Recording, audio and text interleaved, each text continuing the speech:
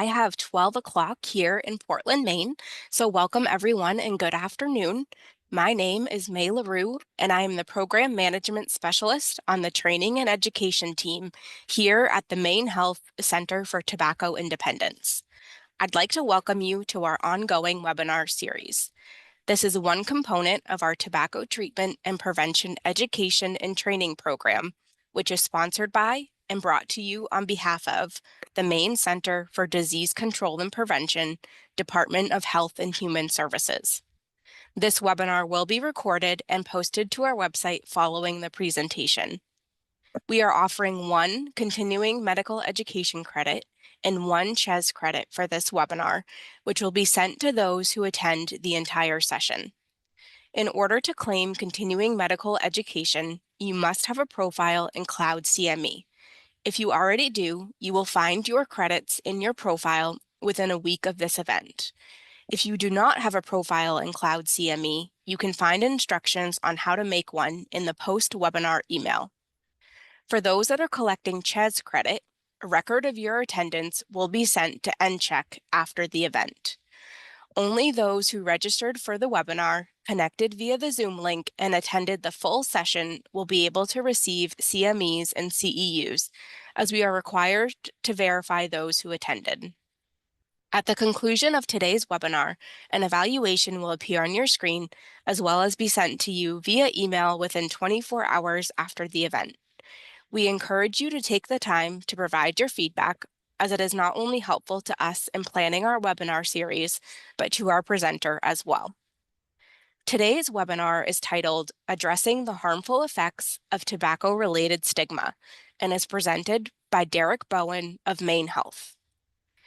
Derek Bowen has experience as a specialist health educator facilitating evidence-based programs within the community, including the Freedom from Smoking program. Derek completed his bachelor's degree in community health education in December of 2020 at the University of Maine at Farmington. Derek joined the CTI Training and Education team in July 2023 as a tobacco treatment and prevention educator. Before we begin, all the phone lines have been automatically muted to help reduce background noise. We do, however, want you to participate in the session. Please type any questions you may have during the presentation into the Q&A box, and we will ask Derek the questions as we go. For your convenience, a copy of this presentation will be sent out via email after the webinar. And at this point, I would like to turn it over to Derek. Perfect. Thank you, May. And hello, everyone. Thank you for joining this afternoon for my webinar today. So again, my name's Derek Bowen, and today we're going to be addressing the harmful effects of tobacco-related stigma.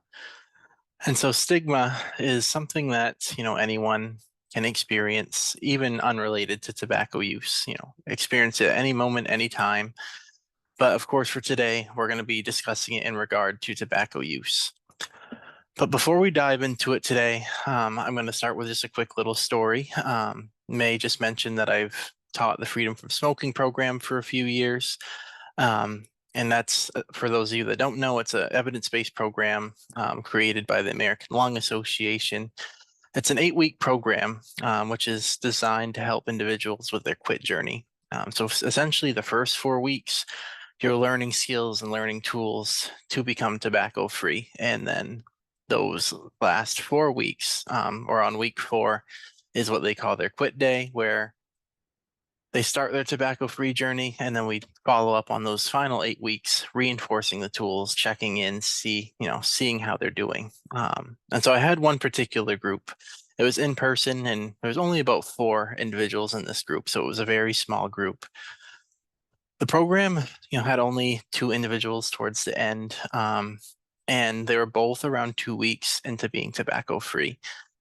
And one day, one of my participants was sharing with us that she had a particular way of remembering people's names because there was a participant with the same name as her husband in the class, and I'll call him Tom for this example. And so distinct the two in her conversations, she would refer to them as either Tom the husband or Tom the smoker. That way she wouldn't confuse the two. And she brought this up in class, in front of me, Tom, and then herself. And then she took, just when she said that, I just looked at Tom's face and it was very clear that he felt upset, and there was some sense of shame behind that label of being called a smoker, given that he was, 2 weeks tobacco free. He was on that journey of his quit plan and was doing very, very well. So in that moment, I actually paused the conversation and then started speaking about stigma because we'll talk about it more later on. But the term smoker is a stigmatizing term. The act of stigma labels someone or a group of people as something other than their true selves. And again, we'll discuss this further in a few moments. But the use in this example, Tom felt like a smoker again in that moment, and not just Tom being himself. Yes, he smoked cigarettes in the past. He was a smoker for around 40 years or so, and but was 2 weeks tobacco free. And he just turned, that new leaf in his life, and his quit attempt was going very, very well. But when my other participant called him Tom the smoker, he relived that shame, that guilt that, he carried with him for all these years. He remained quiet the rest of the class that day, and then actually, unfortunately, ended up leaving the program altogether because of a relapse. And so, yeah, it's possible that something else came up unrelated in his life that caused him to go off track. But at the same time, I think it's safe to say that, the term smoker of, where he was in a trusted group for support didn't help in his case. And so why am I telling you this at the start of this webinar? It's because stigma is everywhere. Stigma can truly occur any place, anytime, even in a program that's designed to help people quit smoking, right? And it does have vast consequences. So the question now lies, is there anything we can do to prevent this? What can we change? And then hopefully by the end of this webinar today, I'll have some answers for you. So we're going to start taking a look at our learning objectives. And so to start, we're just going to define stigma and discuss the different types of stigmas. We will then discuss the similarities and differences of stigma and shame. We'll also review how stigma is used regarding individuals who use tobacco products. We'll then go over the harmful effects of stigma use, discuss ways to reduce and also prevent stigma use in the general public. And then at the end, we'll provide times for any comments or questions. But as May mentioned, if you have a question at any moment, go ahead, put it in that Q&A box, and I'll do my best to answer as we go. And so again, just a quick look at our agenda. I already briefly discussed what is stigma, and then we're going to go right into the different types. Stigma versus shame, how it's used, its harmful effects. We'll talk about the reduction and prevention measures, and then takeaways at the end. And so starting with what is stigma? Stigma is defined as an individual or a group of people who share a commonality that experience negative attitudes, prejudices, judgments, or false beliefs due to their commonality or lifestyle choices. In this case, it's tobacco use. Stigma is common among the minority populations by not, quote unquote, fitting the norm.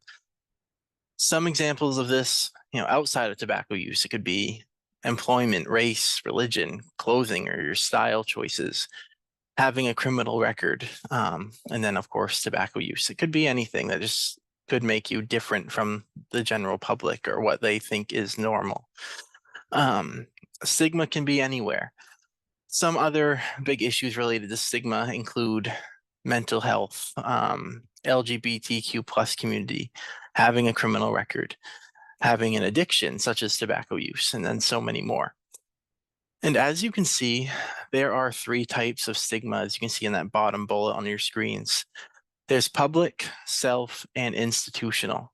And so we're going to go over these on this next slide here. And so the first type is what we call public stigma.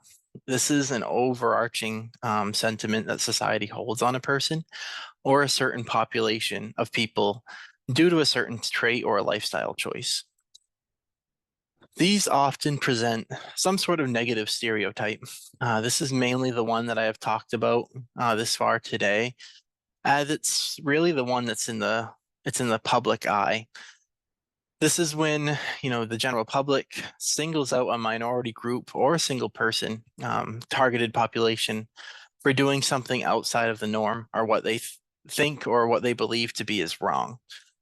So when we relate this to tobacco, we know that tobacco products have been heavily targeted in a negative light in the hopes that people stop using them. The consequences of this is it can actually worsen one's addiction to their tobacco product. Over time, they continuously feel singled out. They feel like they're a target, and that increases their stress levels.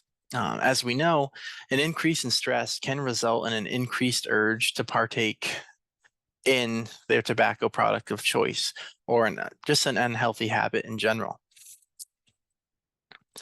And then next, we have what's called self-stigma, which is the act of internalizing the negative attitudes and beliefs towards their own actions or lifestyle choices based on the general public stereotypes towards that particular action. So essentially what's that saying is when we look at our first public stigma that we just talked about, self-stigma is when the individual starts to believe everything that's been being said for all this time. They start to accept that and believe that what's being said about them is true.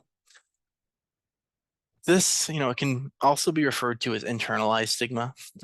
This is the harmful effects section that we will be talking about later on in the webinar as well. An individual sees and hears what's being said about them or their tobacco use. They hear it over and over again as time goes on for years and years. And then remember that story I told you at the beginning. That was another example of this. Due to hearing the prejudice, they accept it, as time goes on. You believe that you're a quote unquote smoker. And then you blame yourself for not being able to make the change or to successfully quit. Self-stigma adds a whole extra layer of pressure to the already stressful situation and puts your own feelings at stake. This is where things like self-doubt, low self-esteem, anger, depression, and anxiety can kick in as well, which we'll talk more about later on. And then the last one we have is institutionalized stigma, which is often referred to as systemic stigma.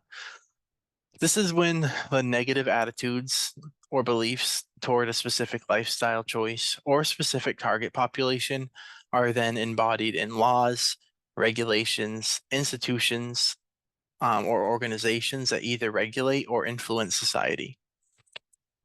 So relating to tobacco, we see, no smoking signs, smoke-free campus, whatever it may be. There's policies and regulations that limit or prohibit altogether smoking indoors or at heavily populated areas and events, like sporting events, concerts, whatever it may be. You can't smoke a certain distance away from an entrance of a heavily populated place.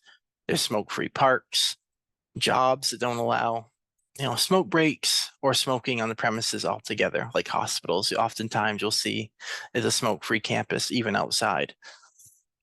And, there's also laws that prohibit smoking in multi-unit housing like hotels and apartments. There's few exceptions, of course.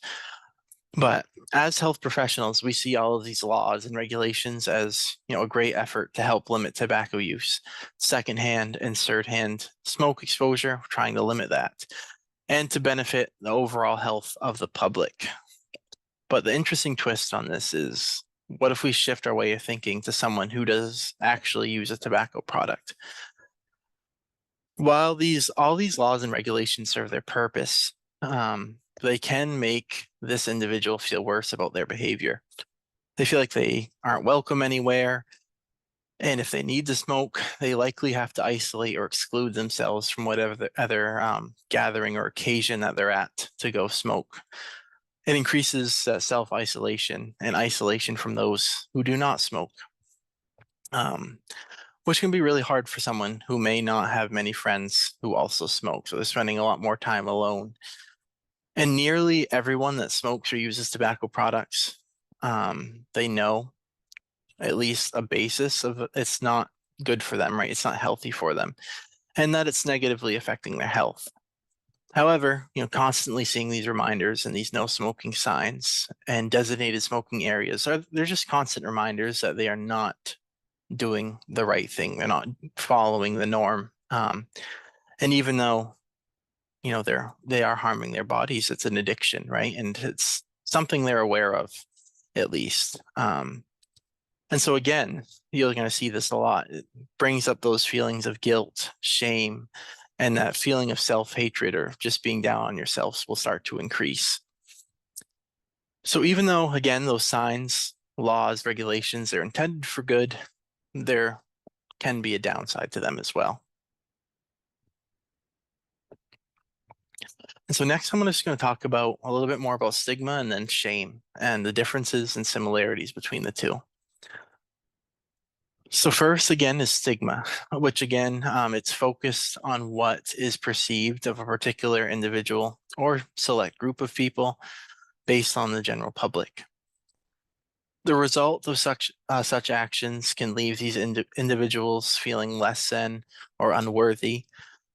This stigma can result in lower self-worth, confidence, and overall lower happiness and quality of life levels.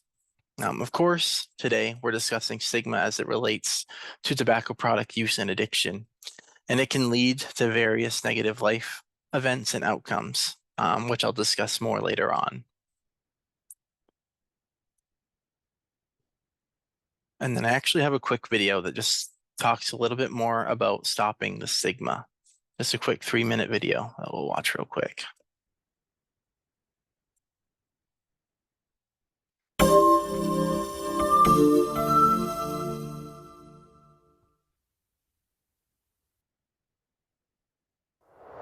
10% of people will experience a substance use disorder in their lifetime. These disorders are characterized by the inability to cut down on the substance use or completely stop using a substance, even if someone wants to.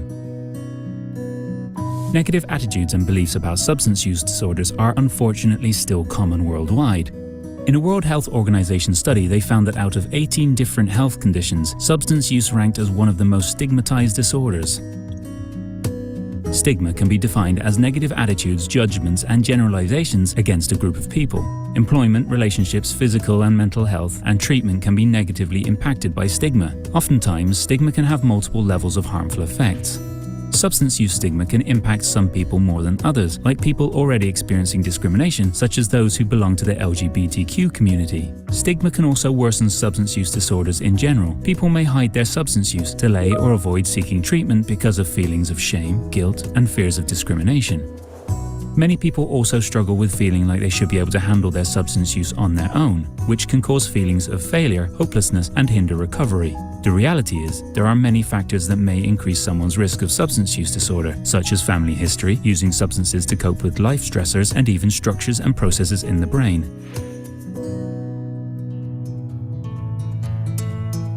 We all have the power to stop substance use stigma. Here are some strategies to help reduce and prevent substance use stigma. Seek to have a neutral attitude about substance use and understand that substance use falls along a range or a spectrum. People may move back and forth along this spectrum for a variety of reasons. For example, experiencing a mental health disorder such as anxiety, mental illness, or a traumatic event. It is important to understand that substance use is not a moral failure. Try to be non-judgmental about substance use. Many people who want to stop using substances struggle with ongoing use because that is the very definition of their disorder. Encourage those who make positive life changes. It's important to stay hopeful and praise people's efforts, and keep in mind there is no one right way to work towards recovery. Words have power. Avoid the use of the phrase substance abuse and use substance use or misuse instead, as this helps to reduce substance use stigma. If you or a loved one are concerned about substance use, treatment can help. Please contact a licensed behavioral health provider or your primary care doctor to learn more about treatment options. If you're a mental or behavioral health provider seeking information on evidence-based treatment, check out our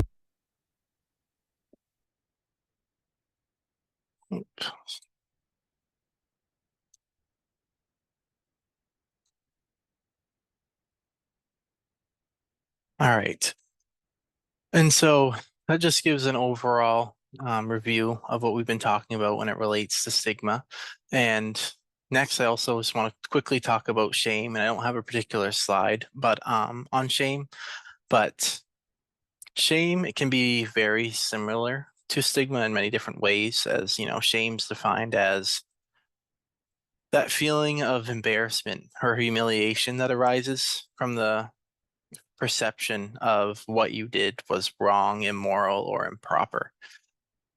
And so, like I was talking when it relates to tobacco use, these individuals on some level more than likely know that it's not the correct thing. It's not the best for their health. It does affect others around them. They all know these things, right? And more than likely they've tried to quit before. But, and we're going to be talking about this next, about how stigma is used.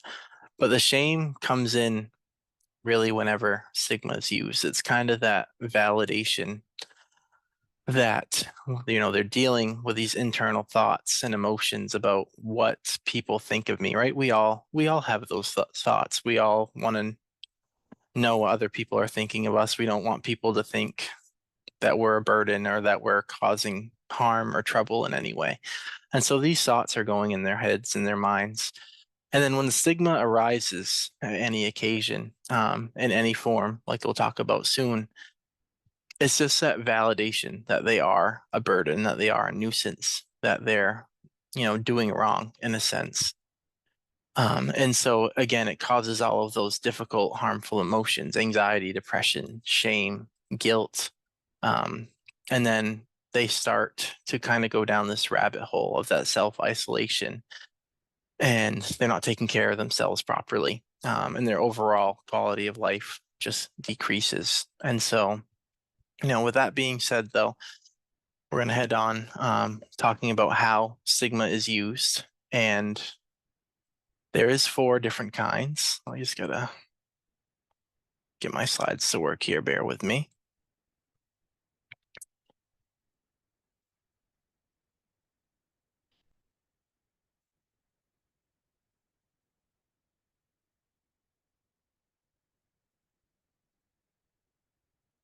All right.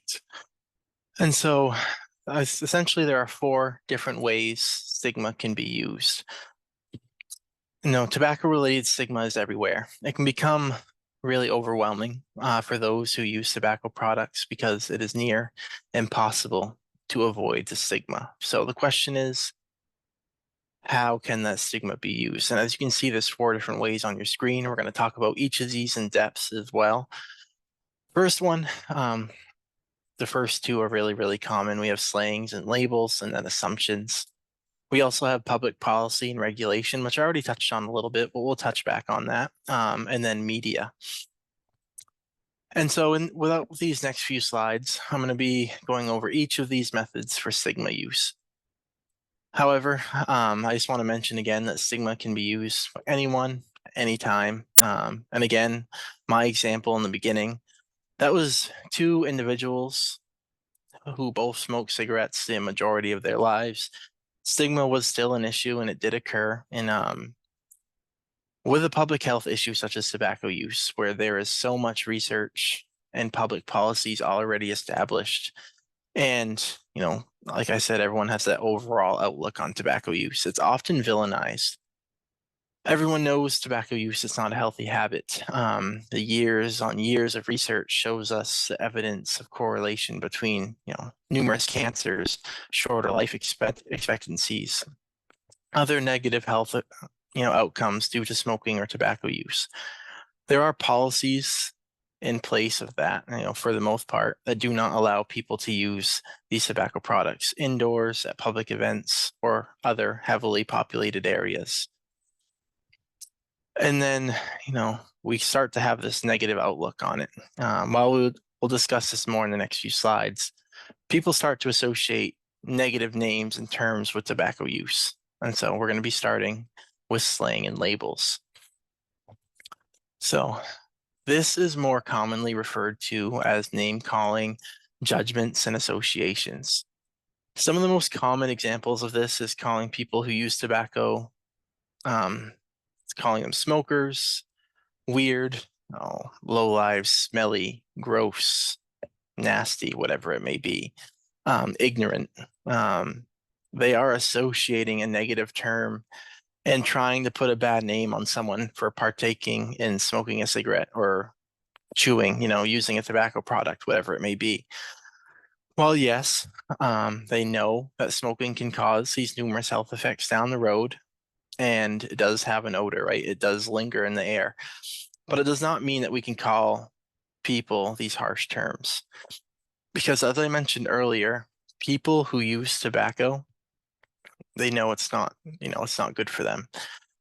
And that constant reinforcement from others by calling them these negative terms heightens that stress, anxiety, and it's going to lower their self-esteem and confidence. Also, being called these names over and over for a long period of time, it's common. Like I said, people are going to start to believe these terms that people are calling them. If it happens for a long enough period of time, they're going to start believing that what's being said is true. It's going to be constantly running through their minds, and that's just going to destroy their overall self-worth. And I'm sure we've all been called a mean term or name before, and so just take a second, try to recall if that has happened to you, just how you felt afterward.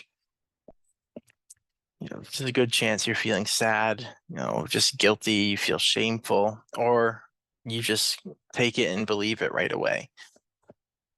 And just, this is what people who use tobacco products have to deal with, numerous times throughout their days. This negative self-talk, it can come from anyone. It can come from their loved ones, their kids, coworkers, even just common stranger walking down the street.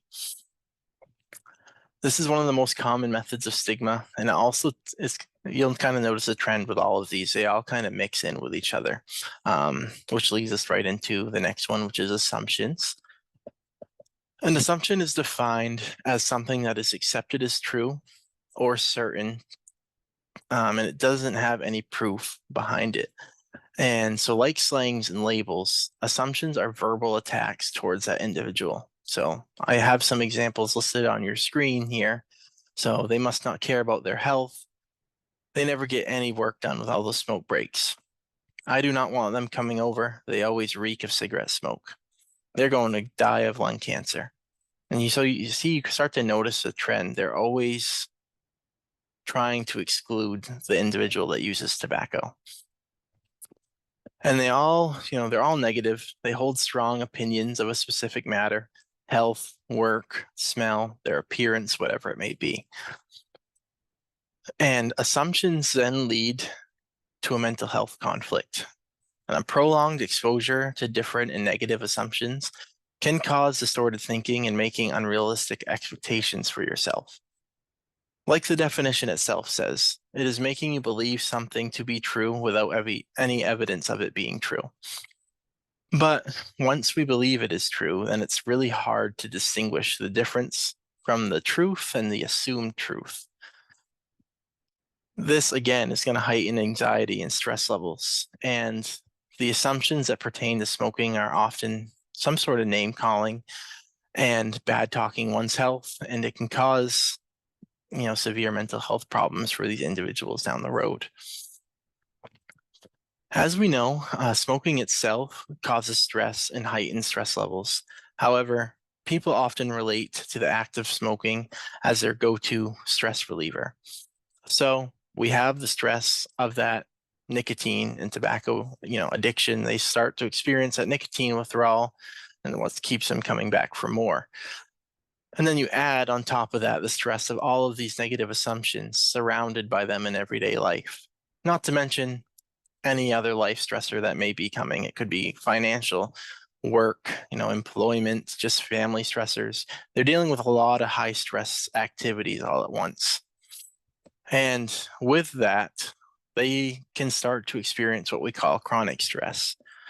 And so with this, these patients and individuals can experience chronic aches and pains, decreased energy, just feeling always fatigued, decreased sleep and low quality of sleep when they are sleeping, hard time focusing, irritability, feeling like you're just starting to lose control, feeling helplessness, increased risk of illness or infection, digestive problems, appetite changes, and the list goes on. So in short, our words are going to have a great impact, greater than we believe. And so we're going to be talking about this later with prevention and reduction, but let's just be better as a collective to try to just stop with the assumptions. But it's going to bring us right to our next one. I know I already talked about this somewhat, but it's public policy and regulations. So again, this is pertaining to the state or national laws and regulations that have been established relating to smoking and tobacco use. Some examples include the age restrictions, smoke-free facilities, no tobacco use indoors, smoking a particular distance away. It's prohibited from the doors of a commercial property or heavily populated area. No smoking in certain parks or large public events. Tobacco and smoke-free campuses, that goes for both work and schools, and then more. And so again, at first glance, these are going to see like great implementations as they do benefit us as a general whole of society. And they're designed that way, in an effort to make society healthier, reduce the exposure of second and third hand smoke to help us live longer, healthier lives, right? And of course, I'm not going to say that these aren't effective and they're put in place for a very good reason. But like I mentioned earlier, it does have some adverse effects for the population of people that do use these tobacco products. And so again, it's just another opportunity to make these individuals feel isolated, disclosed, villainized, outcasted. And each time they go to have a cigarette, there's endless amount of things and laws, regulations that they need to keep track of to make sure that they're not, stepping the line and, breaking any policy that have been set in place. All of this, again, is going to just make they know their habits, isn't accepted by the general public. They know it's not accepted by state or national requirements, and it's just going to further and further isolate them. And it's just going to add to these inconveniences to their daily lives. And so, of course, it took me a while to kind of grasp this, but it was truly eye-opening on how it must feel to be on these other sides of these regulations. And so the last one we have is media. And so media, especially in the recent years, has kind of taken the world by storm, especially pertaining to social media and the general internet. But we also have things like movies, television, advertisements, propaganda, campaigns, and just having celebrities and influencers very readily available in the public eye. So starting with movies and television, it comes down to essentially the character roles when we see someone smoking on the screen. It is very common that you will notice that, of course, not all the time, but oftentimes in more recent films and TV, either, the villain or someone that's living like a very stressful life, hardship life is going to be the one can be smoking on the screen. And so, yes, that's not always the case, but it's often, the troublemaker or the villain that's going to be partaking in this habit on the screen. And it's interesting because they do this intentionally. And as I mentioned before, smoking and tobacco use, it's often villainized to the general public. And now they're also going to be portraying this in the film or the movie, whatever it may be. And, looking at advertisements and campaigns, especially the ones that pertain to tobacco use, we've all seen commercials, media and advertisements to promote, or we all know that promotion for tobacco products have been banned from television. But there's also smoke-free and tobacco-free ads. It's very common that you see some sort of scare tactic in these advertisements. It's very common practice for these ads. Again, not always the case, but it does kind of put this negative light onto the person that is using tobacco. And so while these advertisements serve their purpose to the general public, of course, they're also doing potential further harm for the individual that uses tobacco themselves. Thoughts of being the villain, the enemy, or the bad person just gets deeper rooted into their mind and beliefs each time that they get exposed to any type of stigma. And the last one I'm going to talk about is social media and cyberbullying. So unfortunately with social media, cyberbullying kind of comes along with it, right? People have access to comment, post on, and interact with people they otherwise would never meet in person. And it's people feel as if they can kind of get away with anything, saying anything that they please online without getting any, lashback or getting in trouble for it. And so, yes, this is not essentially pertaining to tobacco use specifically, but you'll see it, in regards to any posts online. There's always this negative comments and negative interaction. And it does pertain to tobacco use as well. So I wanted to include that today.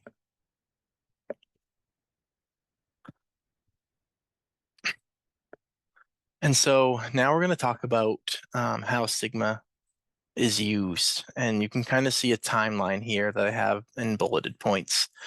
And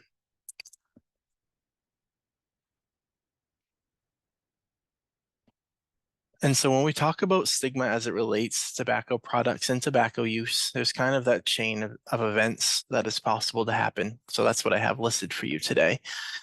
And so first, as we talked about, stigma occurs in some form to the individual that uses a tobacco product. Again, this isn't a one-time occurrence. It happens again and again over the many, many years that they're partaking in using the tobacco product. So, over time, they start to believe the stigma and these negative words portrayed to them. And then that feeling of guilt, shame, increased anxiety, and, a mix of all these difficult emotions due to their action of smoking or using tobacco. This is a result, and the individual starting to feel like a bad person, a burden, or a nuisance. So then we have these heightened stress levels and the constant stigma exposure. It may possibly push this individual to make a change. And we're going to talk more about this on the next slide too.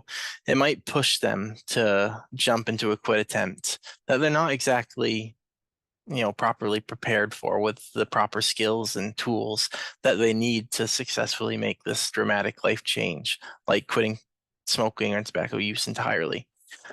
So, they feel this sudden pressure from society to make a change. So they try, most likely they're quitting cold turkey. And, because that's just the most common one. Everyone always talks about it. There's nothing really you need to do other than to stop smoking and stop using tobacco products. And so no skill. It's just you stop one day and they just hopefully never smoke again. But, as we know, the successful quit attempts when it comes to cold turkey is very, very low. So if they fail and inevitably relapse, their self-esteem, again, is just going to lower. They're faced with that increased feeling of guilt, and they start to lose that hope of themselves that they're able to make this change. And remember, most of these individuals, they don't have any tools with them, like I said, to become tobacco free. So each time that they feel ready again or feel pressured enough to make another quit attempt, they keep going back to that one they know, which is cold turkey. And if they keep failing and keep failing, it's just going to create this vicious cycle of high stress, high pressure, wanting to make a change, but not really knowing how to make a change. And so on this next slide here, I actually have a peer-reviewed article that discusses a similar topic. So we're going to go over this briefly. And so feel free to look at this more afterwards.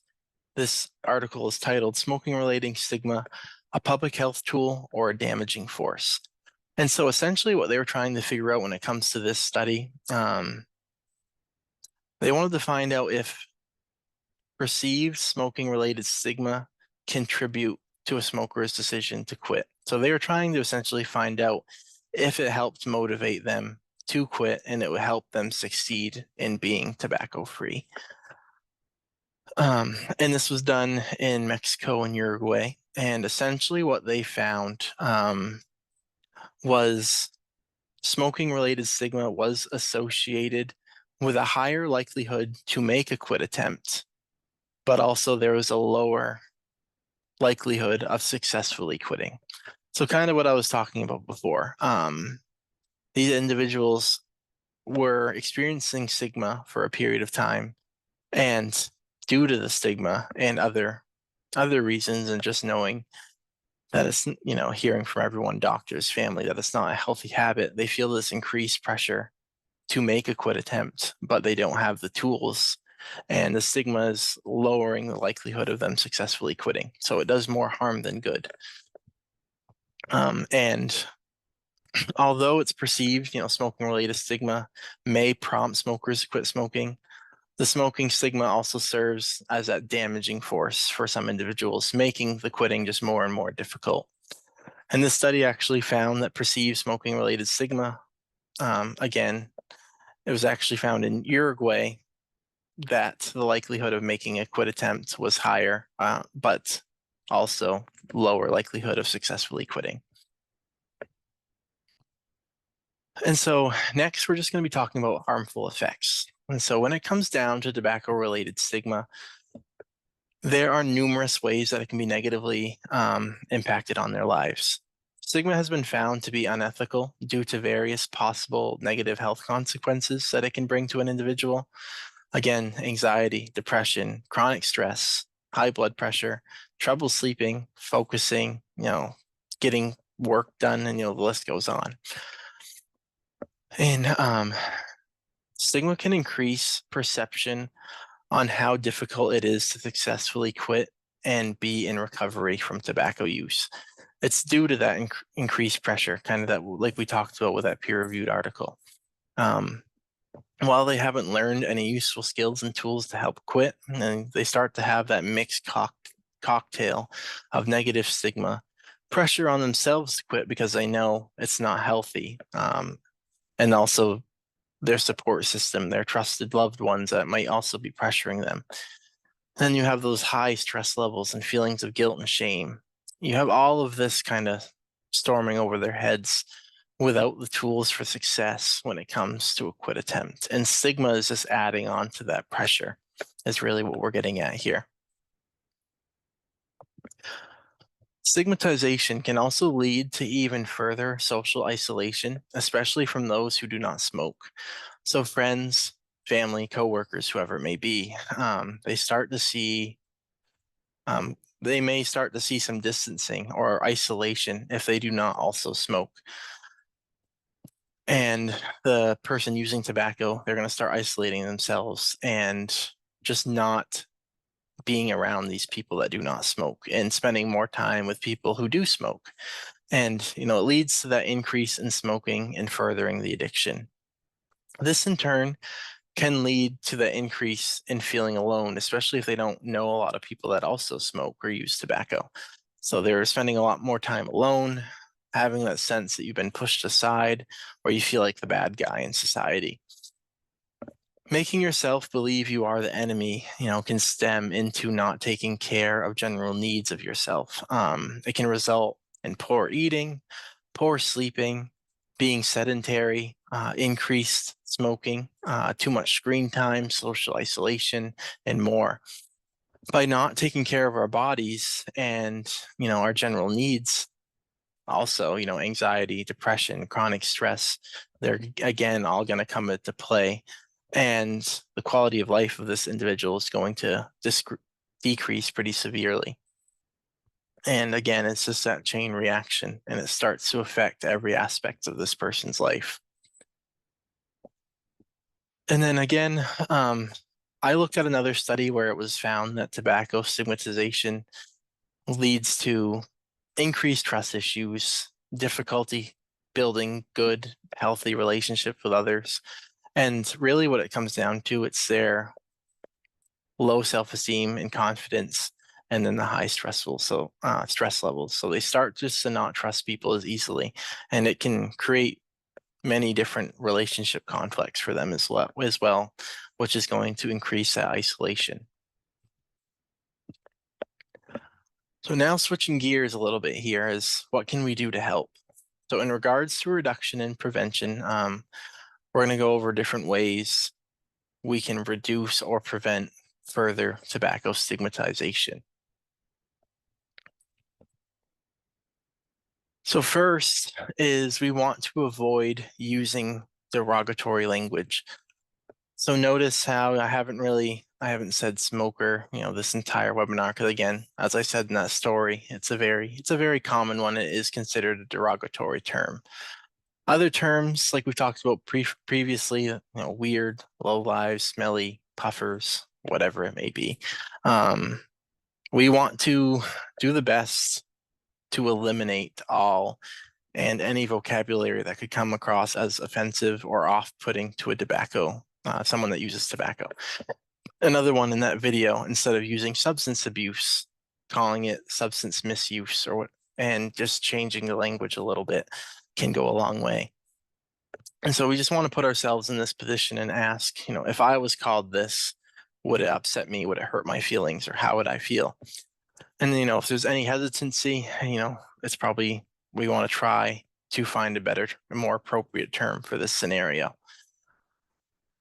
And of course, the easiest way to prevent derogatory terms is to use person-first language. So instead of calling someone a smoker, you can refer to them as a person that uses a tobacco product.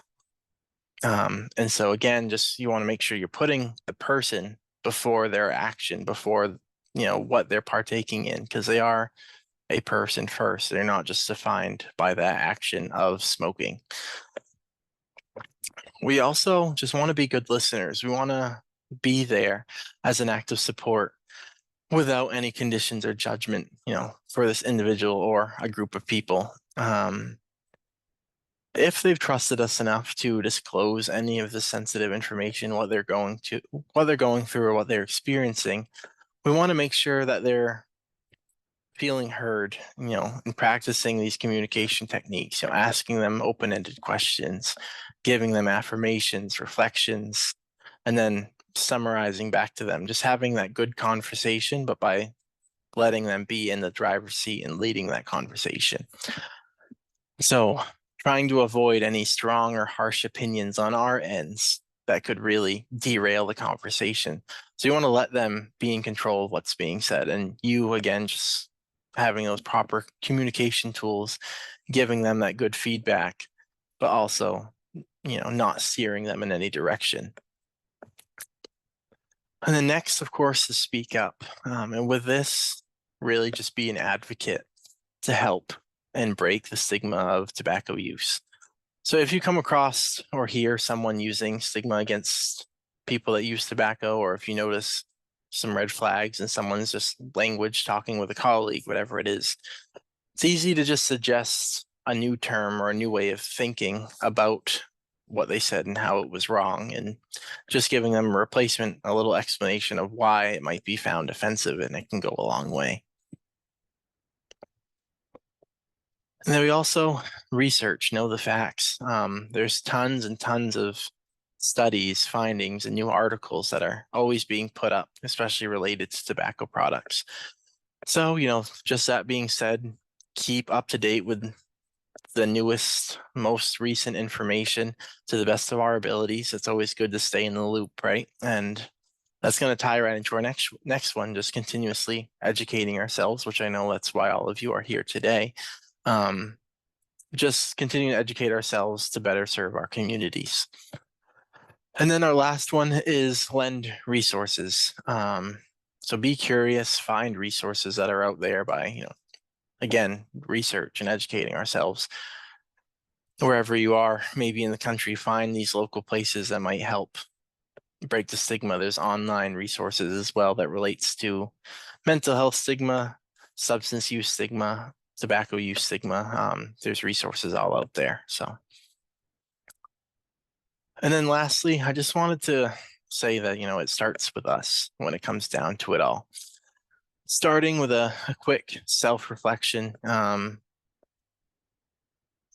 sure there's always been, a time that where we've had stigma, or again, we were called a mean term, whatever it may have been. It's very common, unfortunately, in our lives. But, what I'm hoping for is that after today, more of what stigma looks like and its effects. and that we can be more conscious, more aware of the words and the terms we use. And I just want to encourage you all to, be more aware of what we say, how we say it, because our words are very powerful and can make a bigger impact than we may believe. And so we just want to make an effort to be there for one another, act as a support system, because it will go a long way. And then again, you'll get a copy of these slides. Here are just some of the resources that I use.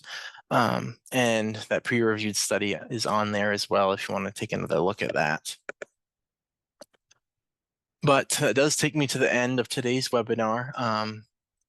We still have a few minutes available for any questions, comments, concerns. So feel free to put anything in the chat. We'll give you all a few minutes for that. But otherwise, that's everything I had. Thank you so much, Derek, for a wonderful and informative webinar. We do have a couple of questions and comments that have come into the Q&A box, so I will read them as time allows. So the first one I'm seeing is, what are your suggestions for stigma-free public health policies and regulations? And so I can definitely get back to you a little bit more with more detail on this, but I think it really, big piece of it is using, that person first language in the actual policy itself. So not trying to do the best you can to not, victimize or villainize them in any way. And but I actually do have an article on that I can send with the email, with the follow-up email. So I will be sure to include that. Thank you. Awesome. Thank you, Derek. And there's a lot. Let me sort through here. Edward has a comment that it's so important to create safe spaces for people to talk about their tobacco use. Yes, absolutely. And kind of like I was saying, you want a safe space. You don't want them to feel judged or shamed for anything that they communicate to you, because they're giving you that trust by telling you that vulnerable information. And so letting them be, kind of in the driver's seat of any conversation, but also just knowing that you're there for them. You're not going to criticize or judge them in any way. Absolutely.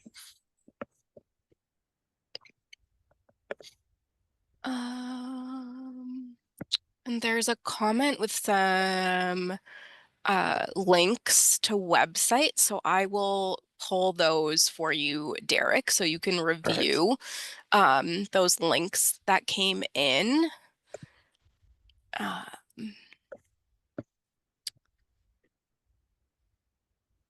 Give folks more time to type any questions or comments. We have a lot of comments thanking you, saying this was really, really helpful and timely. So I'll just give folks a couple more seconds here.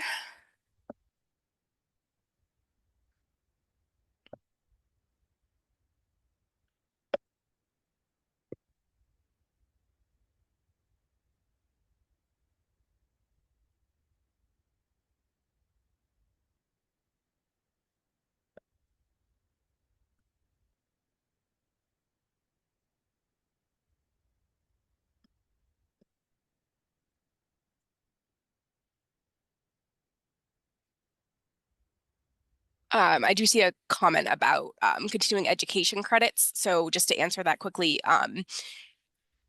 I see that you are in the meeting, so you'll be all set to receive those continuing education credits. So no worries about that.